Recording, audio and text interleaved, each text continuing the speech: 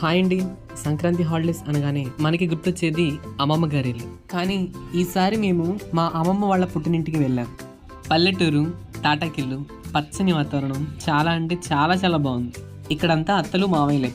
పండక్కి అల్లుళ్ళు వచ్చారని అత్తలంతా అరిసెలు చేస్తున్నారు. ఇంతలో మా అమ్మమ్మ కూడా వాళ్ళతో జాయిన్ అయిపోయింది.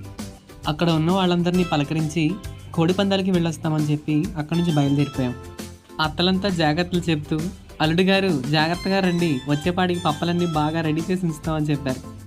ఇంటి దగ్గర నుంచి అయితే స్టార్ట్ అయిపోయాం. వెళ్ళేదారిలో అరటి తోటలు చాలా బాగున్నాయి. ఎలాగైతే కోడి పందాల దగ్గరికి వచ్చేసాం. వెళ్ళగానే పల్లీలు అయితే తీసుకున్నాం. కార్డ్స్ గేమ్ అయితే పెట్టారు. అక్కడికి వచ్చి చూసాం. పాపం అంతా కాస్తనే ఉన్నారు కానీ ఎవరికైతే మనీ రాలేదు. చూసి అలసిపోయి సోడా అయితే తీసుకున్నాం. ఇక్కడైతే మా తాత బిజీగా గేమ్ ఆడుతున్నాడు. మొహం మాత్రం వెలిగిపోతుంది. ఇంటికి వెళ్ళిన తర్వాత అడిగితే